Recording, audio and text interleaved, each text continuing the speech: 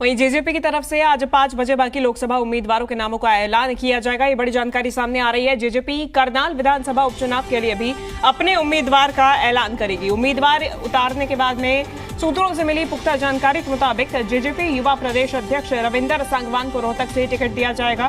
वहीं प्रदेश उपाध्यक्ष देवेंद्र कादियान को करनाल लोकसभा के लिए टिकट मिलेगी। डॉक्टर किरण पुनिया अंबाला से उम्मीदवार होंगी। ये 3 सूत्रों के हवाले से बड़े नाम सामने आ रहे हैं। वहीं 2 और सीट है जिसको लेकर जेजेपी की तरफ से उम्मीदवार उतारे जाएंगे। हम ज्यादा जानकारी लेंगे। हरियाणा डिप्टी एडिटर विनोद लांबा हमारे साथ जुड़ गए हैं। विनोद, 5 सीटों पर जेजेपी अपने उम्मीदवार उतारने जा रही है। 3 के नाम सामने आ रहे हैं सूत्रों के हवाले से।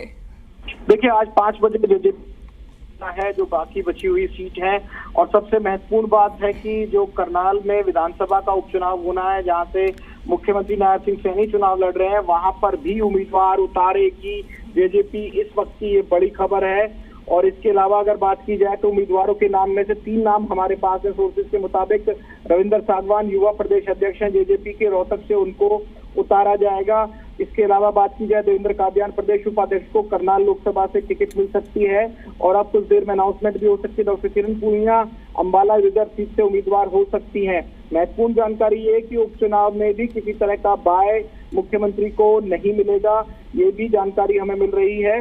और निश्चित तौर पर ये देखने वाली बात होगी कि अब किस तरह का मुकाबला देखने को मिलता है, क्योंकि जेजेपी अपनी उपस्थिति को लेकर भी सजग है। और कहीं ना कहीं अब जब गठबंधन से बाहर होकर पूरी उम्मीदवारों को उतारने का फैसला अगर जेजेपी करेगी और करनाल उपचुनाव को भी लड़ेगी, तो कहीं ना कहीं अपने तरफ से मैसेज देने का काम जननायक जनता पार्टी करेगी।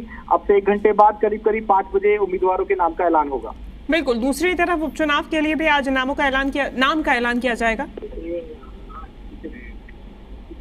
जी बिल्कुल, जैसा मैंने कहा कि कोई बाय का सिस्टम नहीं है इसमें कि भाई मुख्यमंत्री, और कई बार होता है कि गठबंधन के जो सहयोगी होते हैं जिस तरह से चुनाव में नहीं भी उतारते हैं। कई और राज्यों के उदाहरण हमारे पास हैं, लेकिन यहाँ जो जानकारी पुख्ता तौर पर हमें मिली है उसके मुताबिक यहाँ उम्मीदवार उतारे जाएंगे।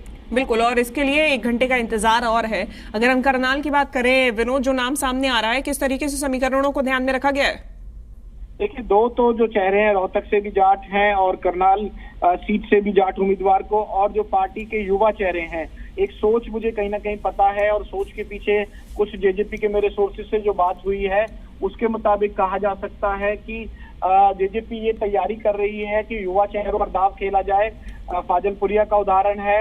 इसके अलावा जो बात की जाए फरीदाबाद के उम्मीदवार हैं, उनको भी एक युवा चेहरे के तौर पर आगे की तैयारी करती हुई जेजेपी नजर आ रही है। ठीक है, धन्यवाद आपका विनोद, तमाम जानकारी हम तक पहुंचाने के लिए।